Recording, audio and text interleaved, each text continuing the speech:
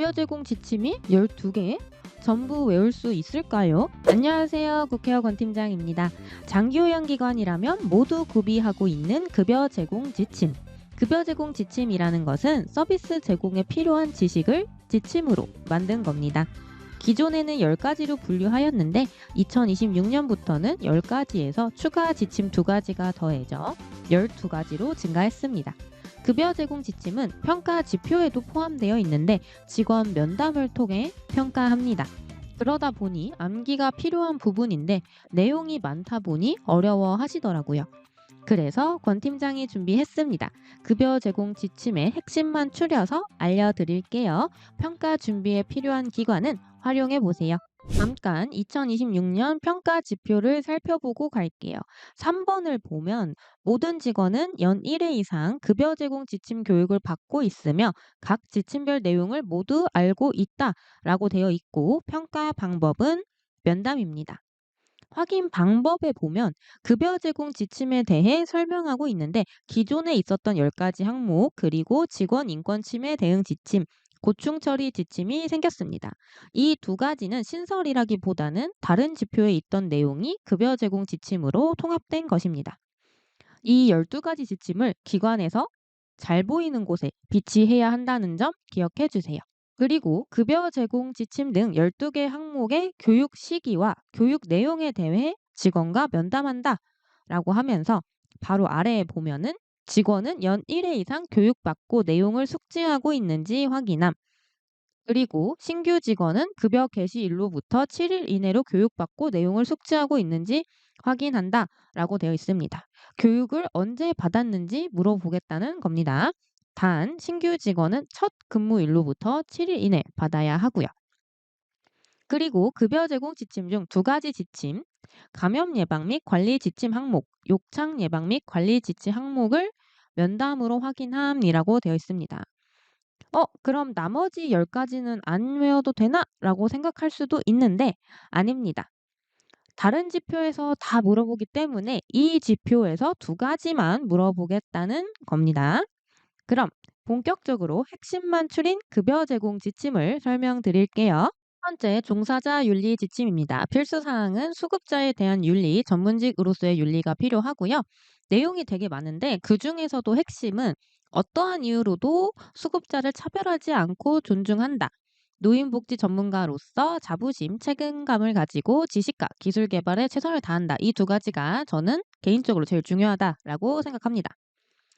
그 다음 2번째, 성폭력 예방 및 대응 지침입니다. 필수 사항은 성폭력 유형, 예방, 대응 방법이 있어야 하고요. 핵심 내용은 성폭력은 직원과 수급자 간 발생할 수 있습니다.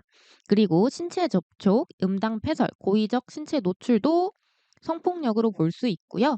이거를 예방하기 위해서는 서로 상호 존중하고 정기적인 예방 교육에 적극 참여해야 합니다.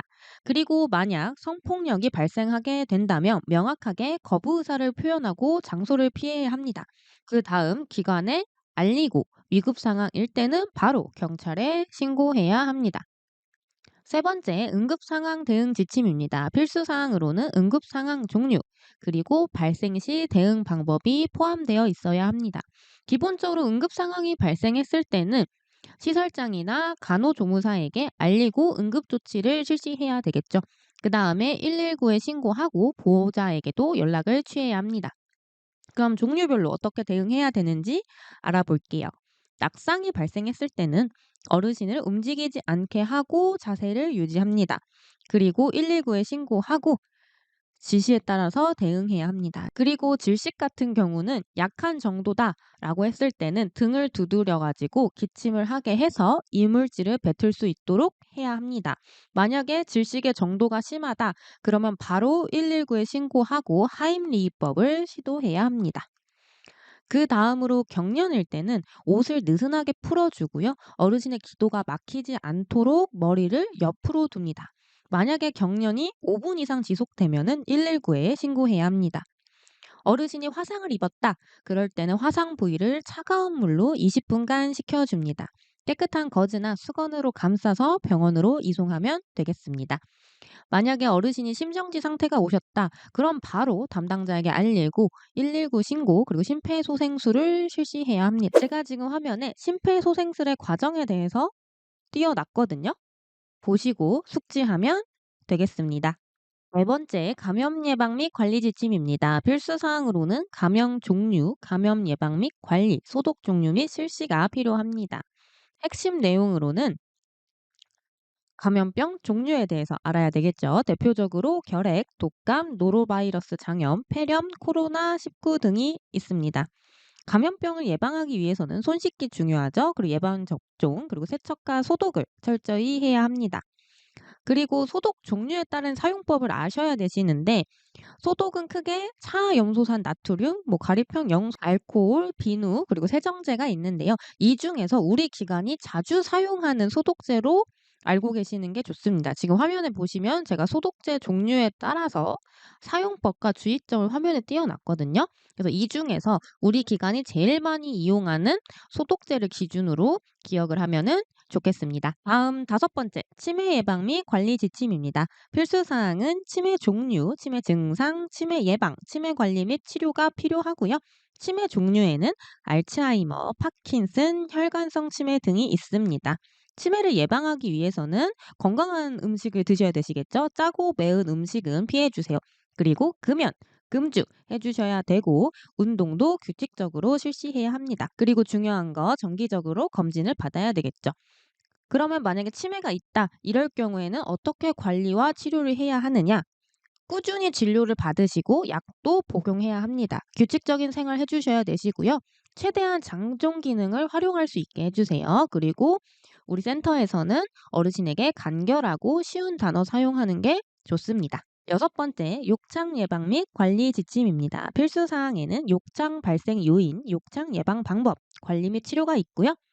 욕창이 발생하는 요인으로는 장기간의 와상, 체중으로 인해서 피부가 압력을 받는다거나 영양이 부족하거나 요실금, 변실금으로 인해서 발생합니다. 욕창을 예방하기 위해서는 피부는 건조하고 청결하게 유지해 주시고요. 체위 변경은 2시간마다 해주세요. 그리고 만약에 어르신의 친구가 젖었다 그러면은 즉시 교체를 해주시고 충분한 영양을 섭취할 수 있도록 도와드려야 합니다. 그럼 욕창이 만약에 발생했을 경우에는 어떻게 해야 되느냐? 적절한 수분 섭취 그리고 균형 잡힌 식사 중요합니다. 그리고 체위 변경 자주 해주시고요. 욕창 매트릭스 같은 도구도 활용하면 좋습니다.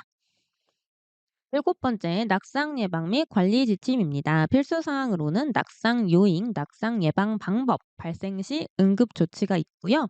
낙상이 발생하는 요인은 노화, 그리고 질병으로 인한 신체 기능 저하, 미끄럽거나 장애물이 있는 환경적 요인, 그리고 집중력이나 판단력이 흐려지는 인지적 요인이 있습니다. 낙상을 예방하기 위해서는 이동 시 부축을 해드려야 되고요. 생활 공간은 밝게 하고 미끄럽거나 장애물이 되는 물건은 정리해야 합니다. 그리고 화장실이나 목욕실은 미끄럼 방지 매트를 설치하면 좋겠죠. 만약에 낙상 사고가 발생했다. 그때는 어르신을 안정시키고요. 만약에 고통이 있다고 한다면은 억지로 움직이지 않고 그 자세를 그대로 유지할 수 있도록 도와드립니다. 그리고 119에 신고하고 바로 병원으로 이송을 해야 합니다. 여덟 번째, 노인 인권 보호 지침입니다. 필수 사항으로는 노인 권리 보호, 노인 학대 유형, 예방 및 대응 방법이 있습니다. 노인 권리 보호가 내용이 굉장히 많거든요. 그중에서 제가 몇 개 한번 가져와 봤습니다. 어르신은 존엄한 존재로 대우받을 권리가 있습니다. 질 높은 서비스를 받을 권리가 있고요. 사생활과 비밀 보장 받을 권리, 신체적 구속을 받지 않을 권리 등 되게 여러 가지 권리가 있습니다. 노인학대 유형으로는 신체적 학대, 언어 정서적 학대, 성적 학대, 경제적 학대, 방임, 유기가 있고요. 예방 및 대응 방법으로는 우선 직원, 어르신 모두 노인 인권 및 노인 학대 예방에 대한 교육을 실시하면 좋고 기관에서도 캠페인을 하면 좋겠죠. 만약에 학대를 목격했다면 즉시 노인 보호 전문 기관에 신고해 주세요. 신고 번호 알아야 되죠. 1577-1389입니다. 아홉 번째, 근골격계 질환 예방 지침입니다. 필수 사항은 따로 없고요. 근골격계 질환으로는 반복적인 업무나 스트레스 때문에 발생을 하고요. 손, 어깨, 허리 등 근육이 긴장되고 굳어서 통증이 발생합니다. 근골격계를 예방하기 위해서는 서비스 제공 전에 몸을 풀어주시고요. 혼자서 힘들 땐 도움을 요청하거나 도구를 사용해야 합니다. 그리고 평소 스트레칭을 생활화하면은 예방할 수 있습니다. 10번째, 개인정보 보호 지침입니다. 수집 및 이용 목적, 수집 항목, 보유 및 이용 기간이 필수 사항이고요. 하나씩 짚어드릴게요. 수집 및 이용 목적으로는 어르신의 계약과 관리를 하기 위해서, 그리고 직원분들의 근로계약이나 인사관리하기 위해서, 그리고 서비스 제공을 위해서, 그리고 고충 처리를 하기 위해서 수집을 합니다. 수집 항목으로는 어르신 같은 경우는 뭐 이름, 생년월일, 주소, 연락처, 그리고 뭐 신체 상태 이런 거를 이제 수집을 하죠. 그리고 근로자 같은 경우는 이름, 주민번호 같은 인사 관리에 필요한 정보를 수집합니다. 보유 및 이용 기간은 어르신이랑 직원이 좀 다른데, 어르신은 계약 기간 만료일로부터 5년, 직원 정보는 퇴사일로부터 3년 동안 보관합니다. 11번째입니다. 직원 인권 침해 대응 지침 필수 사항으로는 폭언, 폭행, 상해에 대한 대응 방법, 성희롱, 성폭력 행위에 대한 대응 방법, 급여 외 행위 제공에 대한 대응 방법, 그리고 직원이 인권 침해 상황에 닥쳤을 때 기관의 조치 사항이 포함되어 있어야 됩니다. 폭언이나 폭행, 상해, 성희롱, 성폭력이 발생했을 때는 중단할 것을 강력하게 요청하고요. 그리고 녹음이나 녹화를 해서 증거를 수집합니다. 만약에 지속적으로 이런 행위를 가하려고 하면은 기관에 보고를 하고요. 위기 상황이라면 즉시 112에 신고해야 합니다. 만약에 이런 행위 외에 서비스보다 과도한 요구를 할 때는 어떻게 해야 될까요? 마찬가지로 중단할 것을 요청하고 어르신이나 보호자가 지속적으로 요구를 한다면은 우리 시설장님한테 얘기를 해가지고 조치를 받아야 합니다. 그럼 우리 시설장님은 어떻게 조치를 해줘야 될까요? 당연히 직원의 안전을 확보하고 어르신, 보호자, 직원 각각 개별적으로 상담을 합니다. 그리고 고충 전담 기구를 소집해서 어떻게 할 것인지 조치를 하고요. 만약에 필요하다면 법적 조치까지도 고려해야 합니다. 마지막 고충 처리 지침입니다. 필수 사항으로는 고충 접수 방법, 고충 처리 과정, 고충 접수 및 처리 기한이 있고요. 고충 접수 방법은 다양하죠. 고충 처리함, 문자, 직원 회의 때 건의하는 방법 등이 있고, 고충 처리 과정은 기관마다 다르세요. 고충 처리 위원회가 해결을 해주거나 아니면은 고충 처리 담당자가 고충을 해소해 줍니다. 그래서 해소를 위해서 회의를 하거나 아니면 상담을 하거나 이런 조치 사항을 하겠죠. 그 다음에 결과를 고충인에게 안내해야 합니다. 고충을 접수받았을 때 처리 기간은 이것도 기관마다 달라요. 저는 여기 예시에 14일 이내라고 해놨는데 우리 기관의 고충 처리 지침을 보시고 거기에 맞게 숙지를 해주셔야 합니다. 여기까지 급여 제공 지침 10가지와 기타 지침 2가지에 대해 핵심을 알려드렸는데요. 언제 교육받았는지 무슨 내용인지 답변해야 하기 때문에 어느 정도 암기가 필요합니다. 2026년 평가 대상인 기관은 반복적으로 보면서 숙지해주세요. 궁금한 사항은 댓글 달아주시고요. 국회의원 권팀장이었습니다. 감사합니다.